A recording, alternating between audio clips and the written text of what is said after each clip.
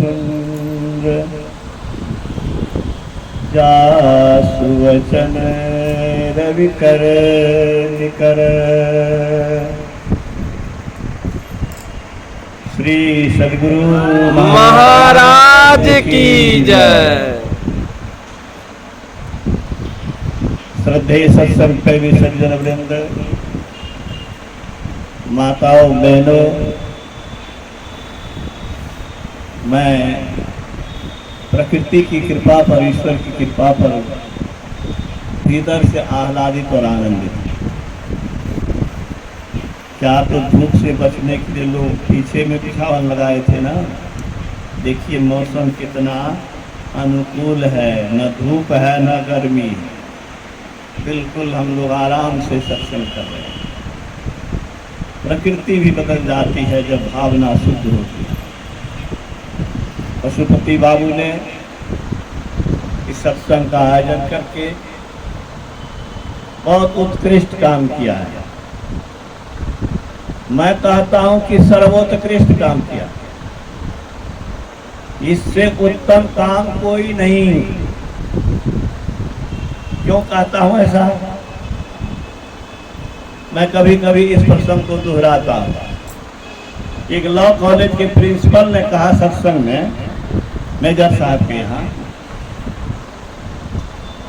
मैं तो कुछ नहीं जानता हूं, परोपकार से बढ़ के पुण्य नहीं है। अष्टादश पुराणेषु व्यासस्य वचनं द्वयम् परोपकाराय पुण्याय पापाय परपीडनम्। हमको लगा कि ये सत्संग का आयोजन, ये ध्यान, ये गुरु भक्ति सब को इन्होंने जीरो कर दिया, परोपकार का मतलब। आगे और कुछ उसने कहा कि मधेपुरा में कोई बीमार होता है तो मैं सबसे पहले जाता हूँ। इस बात पर हमको हंसी लग गई। मधेपुरा में तो हजारों लोग, और उसमें कौन बीमार कहाँ पड़ रहा है, किसको कौन देखने सब जा सकता है।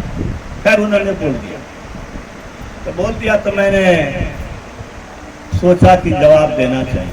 तो मैंने कहा लॉ कॉलेज के प्रिंसिपल साहब ने बहुत अच्छा फरमाया भी कि परोपकार से बढ़ के पुण्य नहीं है। तो मैं इनसे जानना चाहता हूं कि परोपकार कितने प्रकार का है और सबसे बड़ा उपकार क्या है। प्यासे को पानी देना, भूखे को अन्न देना, निर्वस्त्र को वस्त्र देना, बीमार को दवा देना, अशिक्षित को शिक्षा देना, यह उपकार है। लेकिन एक उपकार ऐसा है जिस उपकार की कोई शानी नहीं, कोई मुकाबला नहीं। इस जीव के सारे दुखों को सदा के लिए मिटाने के रास्ते पर चढ़ा देना और मिटा देना, इससे बढ़कर के कोई उपकार हो नहीं सकता। और ये काम होगा तो सत्संग से, ध्यान से और गुरु के आज्ञा में रह करके, साधना करके, सदाचार का पालन करके। महाराज की जय। ये सत्संग के द्वारा भ्रमित आदमी को आंख मिलती है कि हम किधर जा रहे हैं, जाना किधर है, हम क्या पा सकते हैं और क्या कर रहे हैं।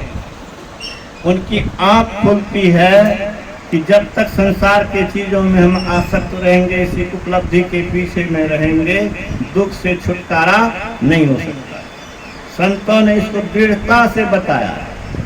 गुरु महाराज ने कहा, अरे छोड़िए कहा क्या, एक बुद्ध की बात हमको बाद में याद आ। महावीर बाबू ने कहा, बिंदेश्वरी बाबू आप किस पार्टी में हैं? तो राजनीतिक आदमी थे तो राजनीति बात कर दिया। किस पार्टी में है? मैंने कहा कि सर मैं तो बुद्ध की राह पर चलने वाला, मानने वाला हूँ। बुद्ध अगर सत्ता और सिंहासन को धरे रहते तो अन्य राजकुमार के तरह चक्रवर्ती सम्राट बन जाते और अंत में स्वर्ग गड़ जाते, कोई नाम लेने वाला नहीं रहता। सत्ता को लात मार करके सत्य की खोज में निकला, अमरता को पाया, तो आज विश्व ब्रह्मांड में उनका नाम है और उनके कितने स्मारक है, उनका ज्ञान है।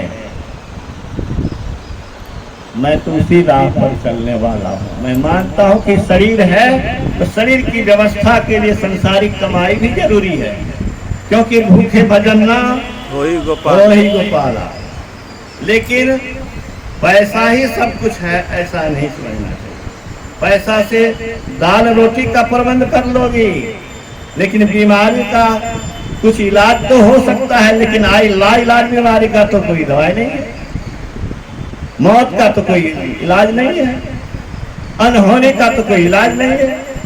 कैसा बाढ़ मधेपुरा में आया था, किस तरह से मधेपुरा में लोग घर छोड़ करके भागने के लिए विवश हुए थे, और देहात में जो बड़े से बड़े लोग थे वो छोटे से छोटे लोग के साथ किस तरह से उसकी सहायता की भीख मांग रहे थे, जो शरीर से करे थे। तो ये शरीर और संसार दुखमय है। परमात्मा ने बड़ी कृपा करके मनुष्य शरीर दिया है। इस मनुष्य शरीर में हम ईश्वर का भजन कर सकते हैं, सारे दुखों से छूटने का रास्ता पर चल सकते हैं। यही इस मनुष्य तन की विशेषता है। अगर यह नहीं है तो मनुष्य तन पाना व्यर्थ है। यही तो भगवान राम का उद्देश्य हुआ। और उन्होंने यह भी कहा कि मनुष्य शरीर पा करके संसार के रस चूसने में ही अगर लगे हुए हो तो अमृत को छोड़ करके विष पी रहे हो। हम लोगों ने तो अब इन लोगों से तो हम लोग ज्यादा रस पिए हैं ना, कि जवान लोग से, लेकिन देखिए अब सिद्धि हो गए हैं उनके सामने। इनके चेहरे में लालिमा है, हमारे चेहरे में लालिमा खत्म हो गई। रस चूसोगे, चूस करके संसार तुमको रसहीन बना देगा, सिद्धि बना देगा।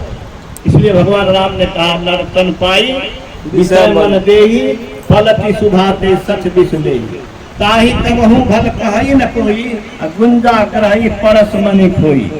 जो पारस मणि लोहा को सोना बना सकता है, उस पारस मणि को दे करके अब मूंगची कोई ले, शीशा का टुकड़ा ले, उसको कितना मूर्ख कहा जाएगा।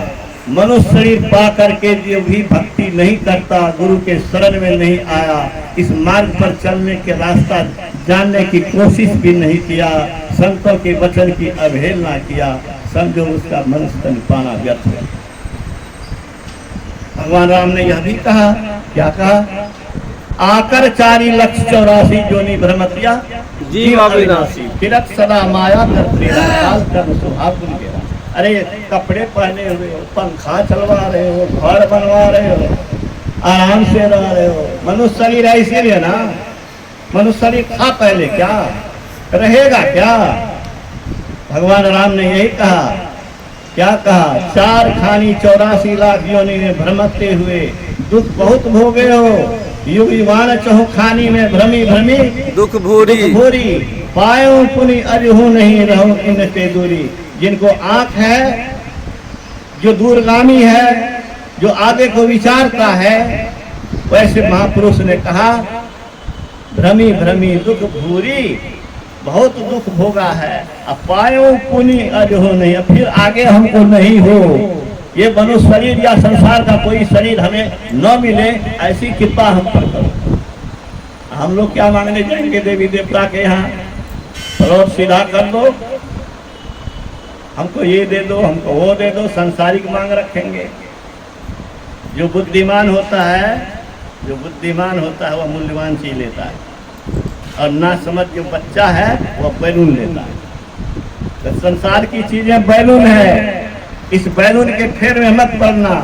यही तो भगवान राम का उद्देश्य। भगवान राम का यही उद्देश्य है कि मनुष्य शरीर जो है, इस दुख सागर को पार करने के लिए क्या है?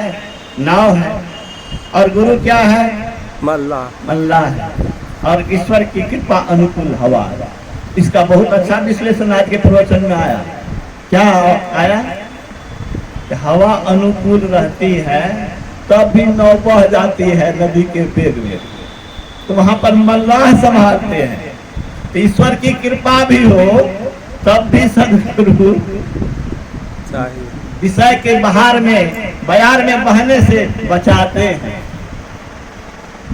तो नर तन पाई विषय मन देही, सॉरी, नर तन भव बारिधि कह मेरो, सन्मुख मरु तनु ग्रह मेरो, करण धार सदगुरु देह नावा, दुर्लभ साज सुलभ करी पावा। ये कुत्ता को कहाँ से मिलेगा? बिल्ली को कहाँ से मिलेगा?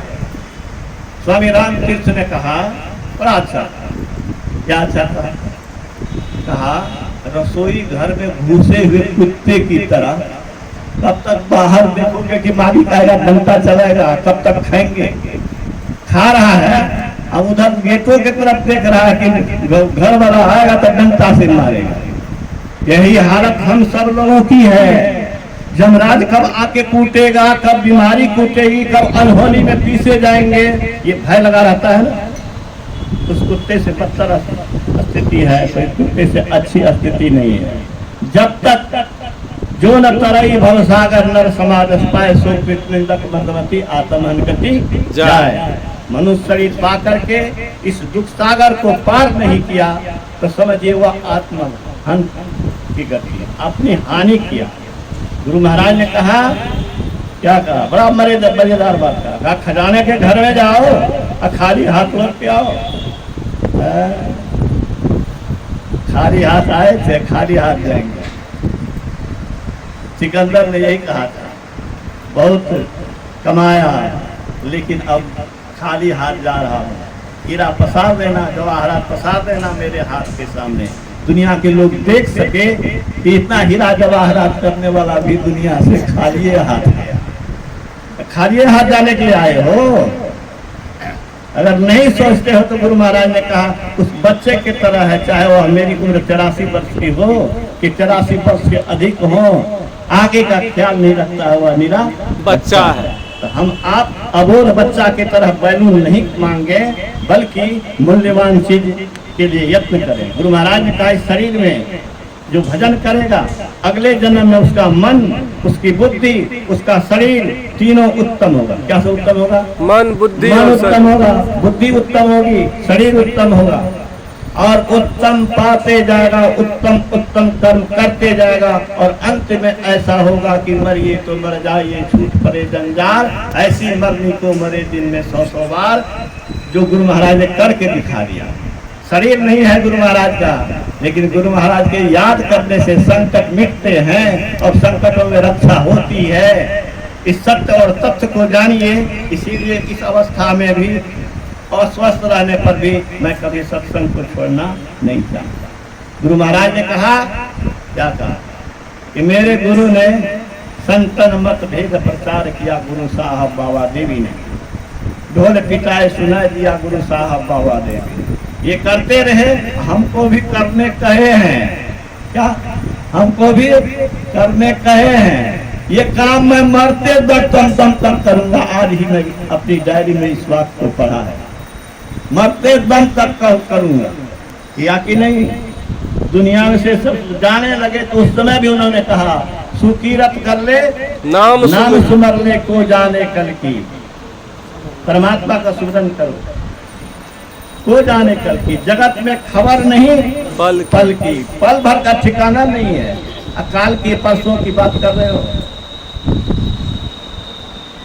जो होगा कल, जो बीता कल, जो बीत गया कल वो आपके हाथ में नहीं है। समय गया फिरता नहीं, जठी करो निज काम, जो बीता सो बीतिया, अब हो गुरु नाम। और आगे मैं कहना चाहता हूँ, जो बीता कल, जो होगा कल, उसके हित तो व्यर्थ निकल है। ये करेंगे, ख्याली पुलाव बनाने से कुछ नहीं होगा। कल क्या होगा ठिकाना नहीं है। जो बीता कल, जो होगा कल, उसके हित तो व्यर्थ निकल है। वर्तमान को सफल बना ले तो आज सफल तो जन्म सफल। ध्यान करने के समय ये सोचिए कि कल क्या होगा, इसका ठिकाना नहीं है। अभी ध्यान हम पूरा से करें। श्री सदगुरु महाराज की जय। मैं बहुत बहुत धन्यवाद देता हूँ पशुपति बाबू को।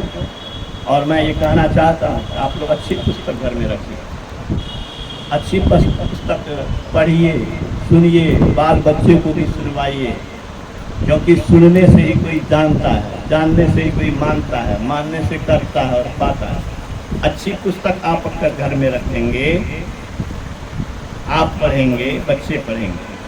अपने सत्संग करते हैं और बाल बच्चे में अगर सत्संग का संस्कार नहीं दिया तो आप उस पर क्या पाते?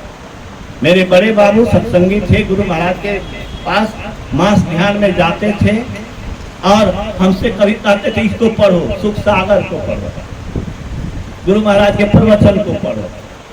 क्या परिणाम हुआ? परिणाम ये हुआ कि बचपन से ही आध्यात्मिक रुचि जगी, ध्यान करने लगा।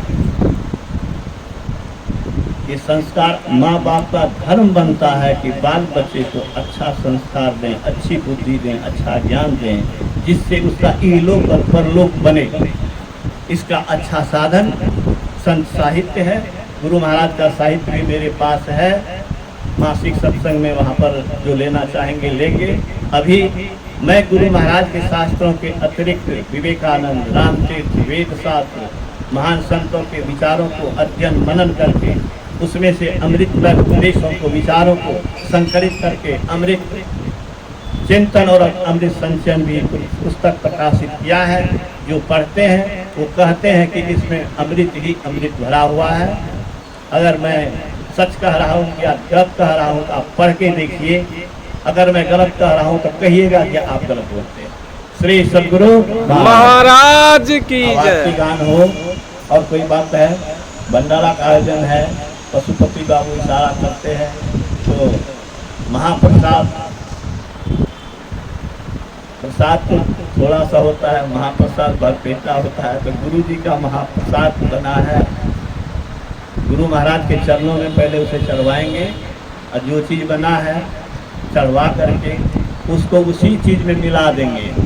अगर पूरी बनाए हैं तो यहाँ तक चढ़ाया हुआ पूरी के भंडार में दे दीजिएगा, मिला दीजिएगा। सब्जी को सब्जी में मिला दीजिएगा। अगर भात बना है तो भात को भात में मिला दीजिएगा, वो सारा प्रसाद ही हो जाएगा। श्री सद्गुरु महाराज की जय।